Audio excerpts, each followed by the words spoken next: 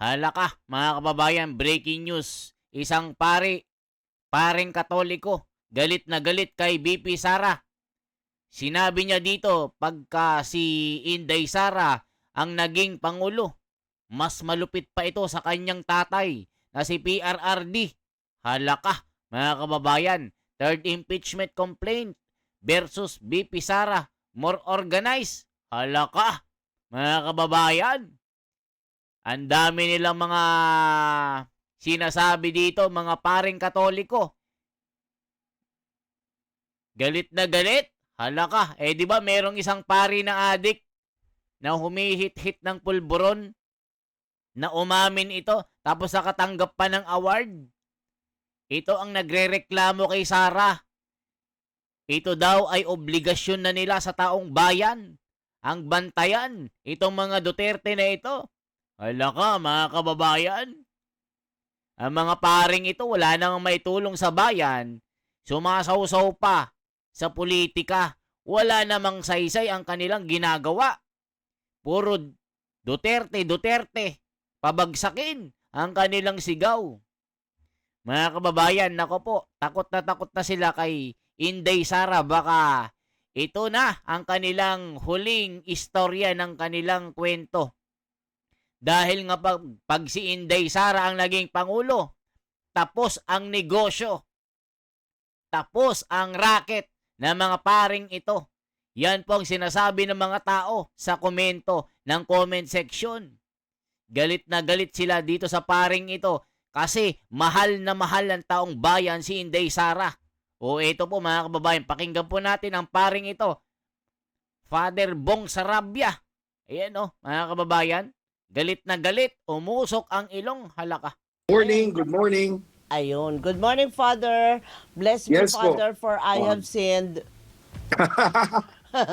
Good morning po. Good morning. Opo, ang Opo. unang tanong namin, Father Bong, dito ito pong paghahain ninyo ng third impeachment complaint, umaasa po ba kayo, number one, na maa-actionan po ito mismo, itong inyong i-final? Okay, tayo mga kababayan, tanong agad Umaasa ba kayo, Father Bong Sarabia, na ma-actionan itong ikatlong impeachment na ito? Alam niyo naman itong mga media na ito, mga kababayan, talagang gustong-gusto nila na si Sara ay bumagsak. Hala ka, mga kababayan ko. Sa tingin namin, basta ituloy lang namin. Parang sabi namin, parang obligasyon na natin ito eh. Hindi na ito lang gusto-gusto lang natin. Depende sa circumstances, depende kung sino sasama o hindi sasama. Okay, tayo. Ituloy na natin. Sabi niya, obligasyon na natin ito. Ba.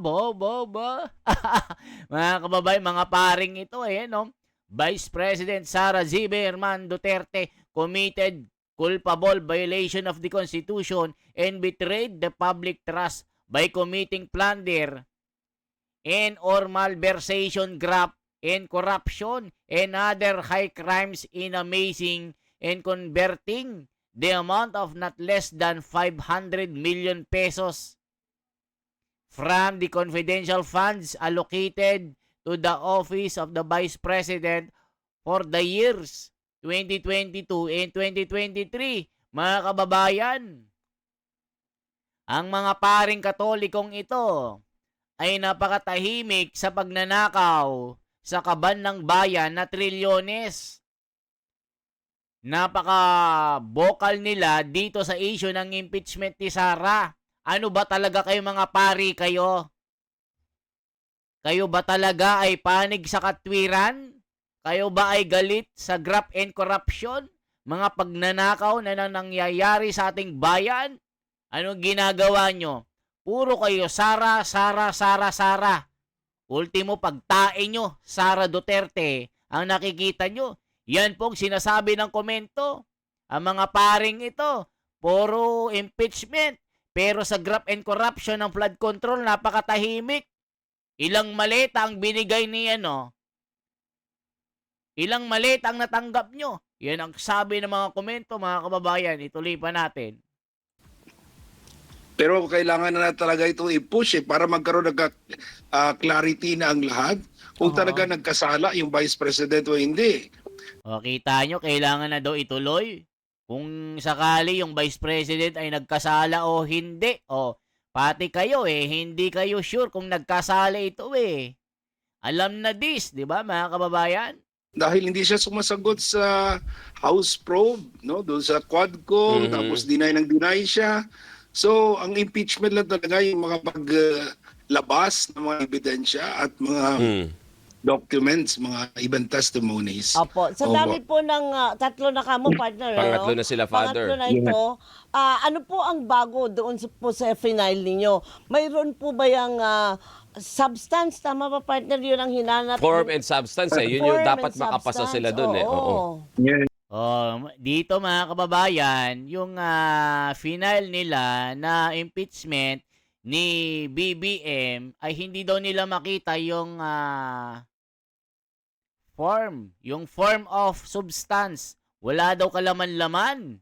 Pero kay Sara, nakikita daw nila na may laman, may tindig, mabigat. Aba, mga kababayan, pero pag kay BBM, wala daw silang nakikita. Pero sa flood control, napakatahimik nila. Ano ba talaga kayo mga pare? Kayo ba talaga ay kinain na ng sistema? Kinain na ng mga sindikato? Magkanong maleta ang binulsa nyo na nilagay sa aparador? Yan ang sinasabi ni Macario Sandoval ng Kawit, Cavite. Ayaw ko nang magsimba ng linggo kung itong si Father Bong Sarabia ang mag-homily. Kung itong si Father Bong Sarabia ang mag-advise ng katwiran at kabutihan sa buhay, wag na. Ayaw ko nang magsimba-simba sa simbahan nyo, sabi ni Ferdinand Morales ng Iloilo City. Ayaw ko nang maging tangalista. Babaho nila. Mga kababayan pag didisit daw, mga didisit, dutae. Di ba mga kababayan, niloloko nila pagka pinapanigan mo ang Korte Suprema, naniniwala ka sa ginagawa na patas ang pagbibigay ng kanilang desisyon, ang Korte Suprema ay tatawagin kinalang DD sheet. Ano yon? Naniwala ka sa desisyon ng Korte Suprema? DD sheet ka na? Makadutae daw. Ayan, kakadutae nyo kay Duterte. Ayan, tignan nyo yung pinaniniwalaan nyo. May pinaghihinalaan na may daladalang colostomy.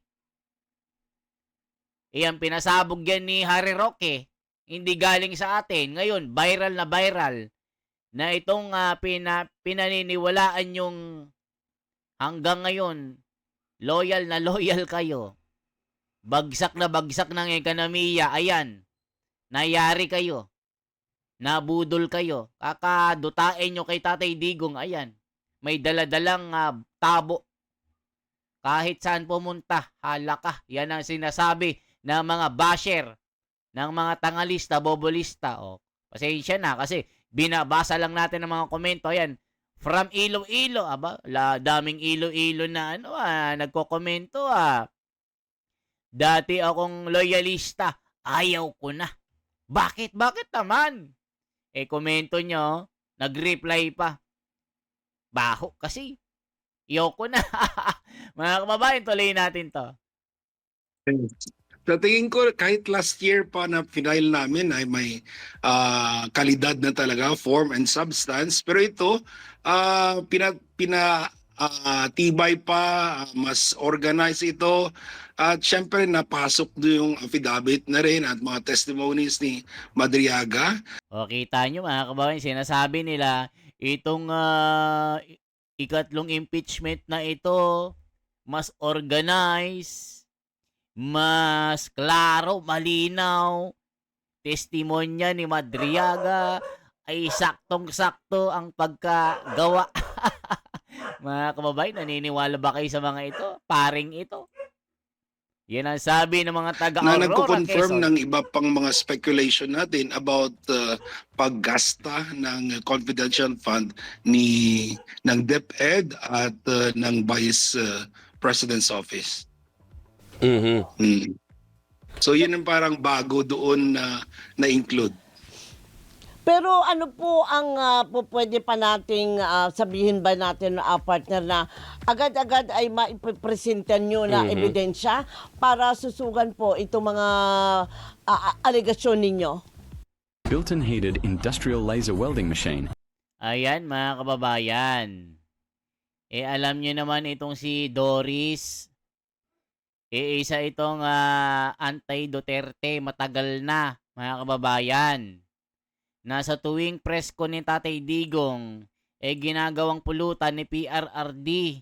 Talagang joke time pag nandyan si Doris. So ngayon, mga kababayan, hanggang ngayon, anti-Duterte ito. Kaya yung mga tanong niya, syempre, babanatan niya ang mga Duterte. Ito po, mga kababayan. Tuloy natin. Lahat naman may mga affidavit na doon. Tapos yung doon na rin, alam naman natin yung video itself ni Sarah. So may O, kita nyo, sino yun nandyan sa picture nila?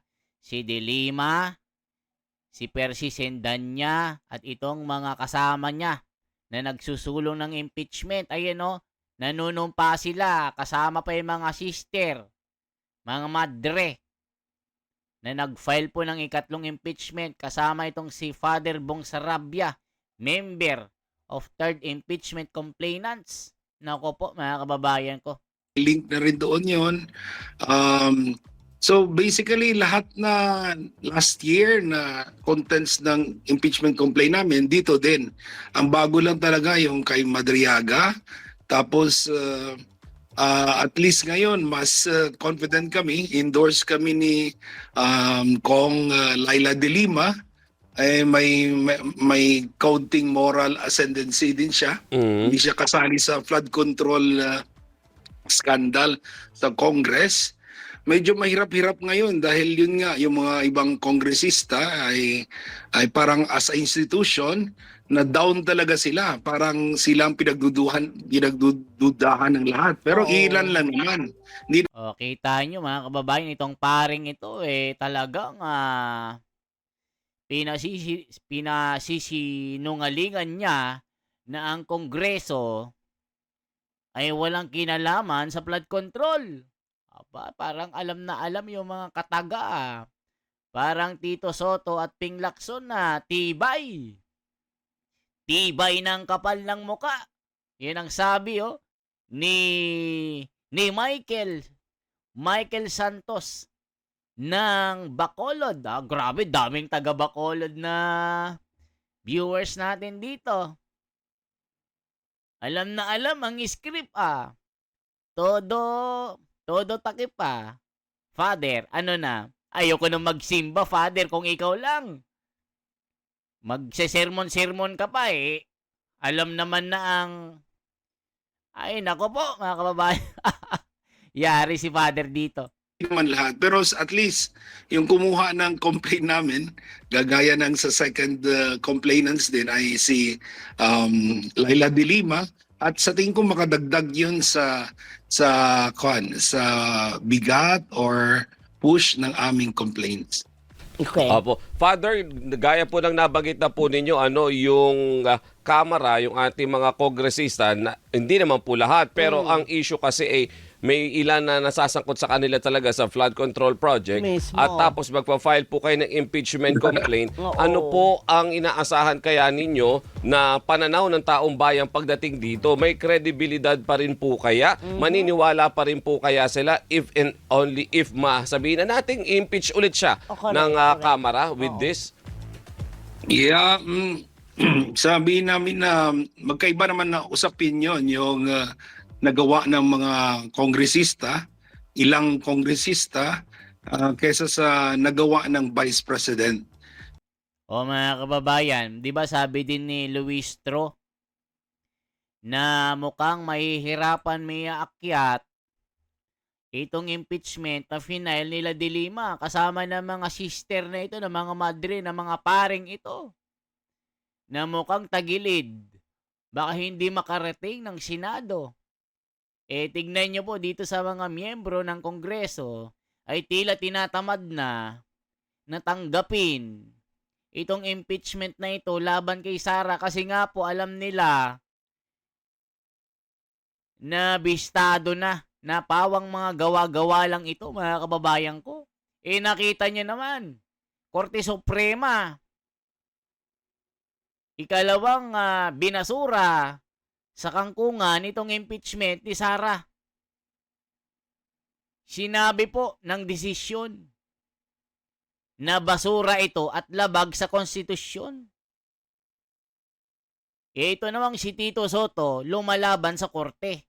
Kaya ngayon mga kababayan, si Tito Soto, SP, kinastigo ng mga veteranong abogado na mga talagang lehitimong mga abogado ito na isinusulong na pumunta ng Korte Suprema para isulong itong ikakaso kay SP na indirect contempt na para bang sinisiraan niya ang korte. Inaanaglahi niya, binastos niya ang imahe ng Korte Suprema. Ayaw niyang sundin. Na sinasabi niya, palitan na daw ang saligang batas. Kasi ang mga huradong ito, hindi ka daw karapat dapat. Isusulong daw niya ang tiyatya. Mag-antay na daw ng 10 taon para magretiro ang mga hukom na ito para palitan. Numero 1 daw na susuportahan niya ito. Hindi daw niya nakikita ang disenteng desisyon ng Korte Suprema. Saan kayo nakakita ng isang mataas na opisyal hindi sumusunod at hindi sumusuporta sa naging desisyon ng Korte Suprema dito? Para bang pinapalabas si Tito Soto, magaling siya. Ano ba si Tito Soto? Abogado ba yan? May alam ba yan? Artista yan Komedyante yan Itbulaga yan, one bull yan. Graduate ng recto yan. Saan kayo maniniwala? Korte Suprema o sa mga itong bulaang mga nagmamagaling na mga ito? Pati mga legal luminary na walang alam. Siyempre, binabayaran ni Tito Soto yon, mga legal expert niya. Kuno. Lang naman kontrahin siya. Hindi nakasahod ang mga ito. Tignan nyo po. No, mas mataas kasi siya na official. And yun nga, hindi natin alam pa to one extent anong extent ng nakuha niya, kung may nakuha man lang. Ang kinukwenta lang namin ay mga 615 million yung may documents kami as of now. Pero yun nga, gusto natin ilabas yung SALN, i-request yung bank accounts ng Vice President or family niya at mga kasama niya para matrace talaga lahat.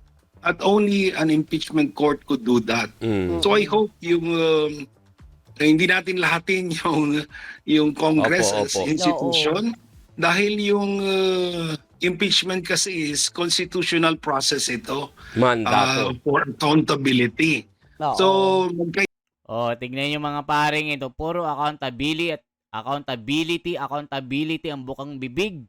Pero dito sa flood control, napakatahimik. Ano ba talaga kayong mga pari? Saan kayo kumakapit? Kumakapit sa mga ipit-ipit? Ilang maleta ba ang binigay sa inyo? Sabi ni Pedring, Pedring ng Tarlac ko. Ilocano ako pero hindi ako tangalista. Dito ako sa Korte Suprema. Mas naniniwala ako the wonders. Mas naniniwala ako sa desisyon ng Korte Suprema. Hindi to sa iskol bukol na ito. Na may pangarap maging vice-presidente pero wala namang alam. Galing-galingan itong si Tito Soto na ito na wala namang tira, halaka. Grabe talaga mga komento ng mga taga Tarlac ka. Talagang sabi ng mga komento? Totoo yan, mas worse ang mararanasan ng mga adik at magnanakaw pag siyang nanalo sa 2028. Yari kayo. Yari talaga mga kababayan, di ba? Oh. Di ba mga kababayan ko? Alam na dis mga kababayan. Di ba pag si Sara, alam na. Naku po, mas mahigpit ito kay Tatay Digong. Worse yan para sa mga gumagawa ng mali. O tignan nyo. Sabi ni Agapito de la Cruz, pag alagad, namumuliti ka, santong kabayo, hala ka. Kahanga-hanga si BP Inday Sara, hindi mo na makitaan ng takot kasi totoo. Walang ninanako na pera ng taong bayan, sabi ni Elias Macagirl. Di sila titigilan ni Centrillanes, halaka. Pati maleta door-to-door, delivery rin sa simbahan, amen, sabi ni sa Acabo, halaka. AGM, the Senate. They will turn into the rumble when these people win, halaka. Takot lang kayo kay Sara sa 2028, kaya gusto nyo ma-impeach, talunin nyo na lang sa 2028. Ayan mga kababayan ko. Kaya kung umabot po kayo dito sa bidyong ito, ay maaaring i-komento ang inyong mga sari-saring reaction. Sana po makisama tayo sa mga usaping ito. Mas maraming komento, mas maganda. Mas maraming share, mas maganda. Mas maraming subscribe, mas maganda. Ako si The Wonders Philippines. Ang inyong pinakapogi na vlogger sa balat ng lupa. For transparency, for a better democracy, mabuhay po. Shout out sa inyong lahat mga kababayan.